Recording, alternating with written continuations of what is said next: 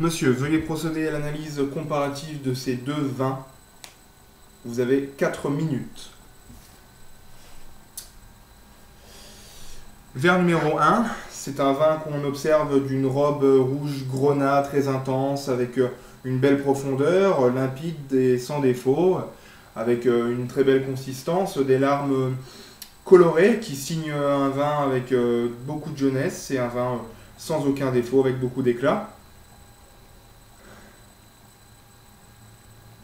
Le nez nous livre un panel aromatique complexe, avec des touches fruitées, de fruits noirs, de fruits rouges tels la framboise, le cassis, des sensations légèrement compotées, et ça joue une étonnante complexité avec euh, ces touches épicées, le poivre blanc, la cannelle.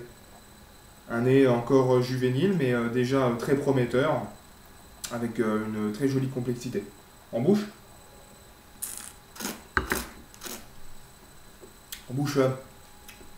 le vin est très agréable. On retrouve un vin puissant, avec du corps, de la matière, un alcool très bien intégré, et avec vraiment une texture souple, suave, juteuse, qui laisse se dégager cette gamme aromatique fruitée, avec beaucoup d'évidence et beaucoup de séduction. Une rétrofaction assez bonne, qui ressort avec ces sensations épicées qu'on retrouvait sur le nez. C'est un vin vraiment bien équilibré, jeune, mais déjà très agréable. Voici. Le vin numéro 2, quant à lui, a une robe vraiment très sombre, avec des reflets carmin. Le vin est pratiquement opaque. On retrouve toujours une consistance assez intéressante, avec des larmes nombreuses, fuyantes. C'est au profil un vin avec quelques années, un vin sans défaut. Un nez ouvert, tout de suite charmeur. Il nous fait part d'arômes tertiaires, de sensations fumées, des notes de sous-bois, des touches légèrement chocolatées, des notes de torréfaction. Un fruité également, mais des fruits vraiment grillés, comme l'amure, le cassis vraiment brûlé. C'est un nez qui nous traduit une vendange saine, un vin avec de l'évolution, provenant sûrement d'une région chaude. En bouche,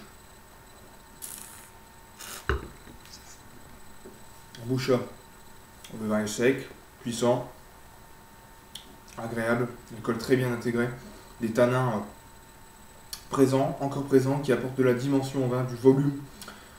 On a ces touches d'évolution qui sont tout de suite perceptibles, ces notes de cacao, d'un boisé très noble. C'est une bouche agréable, qui traduit un vin avec de l'évolution, mais très bien maîtrisé. C'est pour moi, en conclusion, le profil de deux grands vins du Sud. Par contre, le verre numéro 1 sera sur un millésime très jeune, que j'imagine 2015, avec des cépages peut-être identiques au vin numéro 2. Par contre, je pense que le vin numéro 1 n'est pas élevé en barrique, il est élevé en cuve ou en béton, alors que le vin numéro 2, on ressent une sensation d'élevage qui est assez marquée et qui apporte de la complexité et du volume au vin.